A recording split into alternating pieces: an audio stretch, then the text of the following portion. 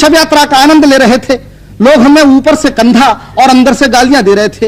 एक धीरे से बोला, पट्टा क्या भारी है।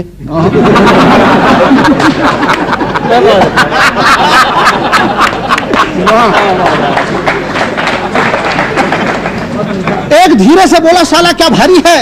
दूसरा बोला, भाई साहब ट्रक की सवारी है। दूसरा बोला, भाई साहब ट्रक की सवारी है। ट्रक ने भी मना कर दिया तो हमारे कंधों पे जाइए। इसे मरना ही था तो संडे को मरता, कहां मंडे को मर गया बेदर्दी। एक ही तो छुट्टी बची थी, कमबख्त ने उसकी भी छुट्टी कर दी। एक ही तो छुट्टी बची थी, कमबख्त ने उसकी भी छुट्टी कर दी।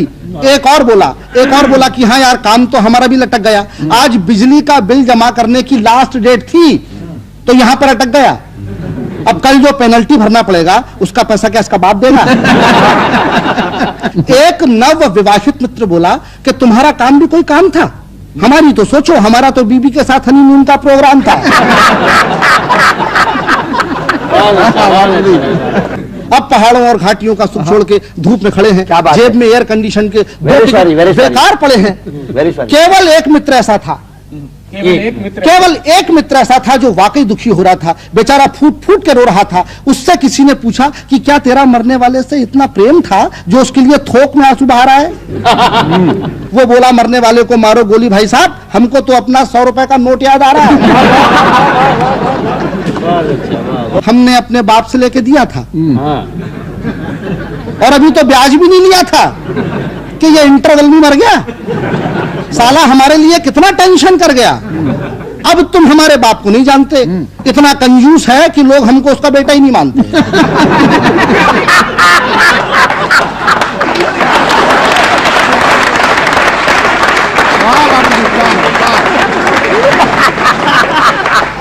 अब तुम हमारे बाप को नहीं जानते, अब तुम हमारे बाप को नहीं जानते, इतना कंजूस है कि लोग हमको उसका बेटा नहीं मानते। आपस में फुसफुसाते हैं कि कंजूस ने बेटा कैसे पैदा कर दिया। आपस में फुसफुसाते हैं कि कंजूस ने बेटा कैसे पैदा कर लिया। अब बताओ ऐसी कड़की में ये मर लिया, अब हम अपने बाप को क्या मुंह दिखाएंगे। उनको पता चलेगा तो 100 रुपए के लिए हमको बेचे आएंगे। उनको पता चलेगा तो 100 रुपए के लिए हमको बेचे आएंगे। तभी एक सीन और देखिए, तभी हमारे मोहल्ले का कुल्फी वाला आगे आया कंधा लगाने के लिए। तभी हमारे मोहल्ले का कुल्फी वाला आगे आया और उसने अपना कंधा जैसे ही हमारी अर्थी को लगाया, कमबख्त के मुंह से आवाज आई, ठंडी मीठी बर्फ मलाई।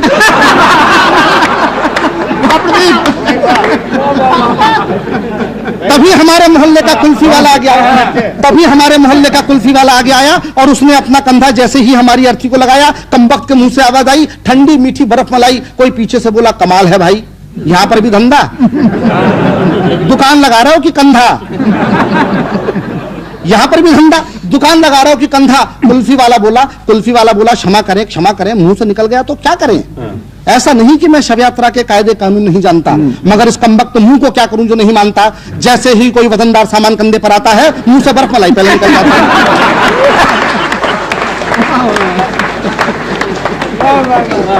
इस मुंह को क्या करूं जो नहीं मानता। जैसे ही कोई वजनदार सामान कंधे पर आता है, मुंह से बर्फ मलाई पहले निकल जाता है।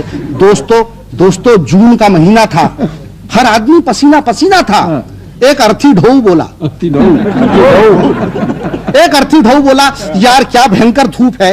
दूसरा बोला, मरने वाला भी खूब है, मरा भी तो जून में, मरा भी तो जून में। अरे इस समय तो आदमी को होना चाहिए देहरादून में।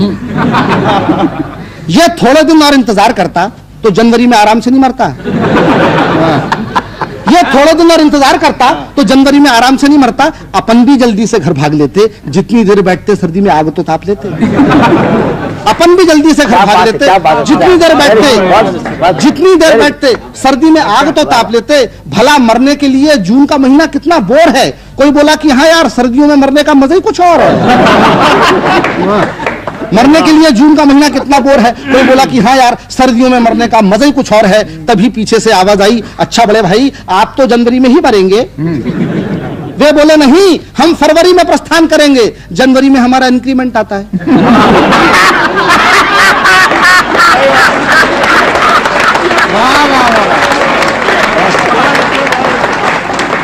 अच्छा भाई, तभी पीछे से आवाज आई, अच्छा बड़े भाई आप तो जनवरी में ही मरेंगे। वे बोले नहीं, हम फरवरी में प्रस्थान करेंगे, जनवरी में हमारा इंक्रीमेंट आता है। भला हिंदुस्तानी कर्मचारी भी कहीं अपनी वेतन वृद्धि छोड़ के जाता है? क्या बात भला हिंदुस्तानी कर्मचारी भी कहीं अपनी वेतन वृद्धि छोड़ के जाता है?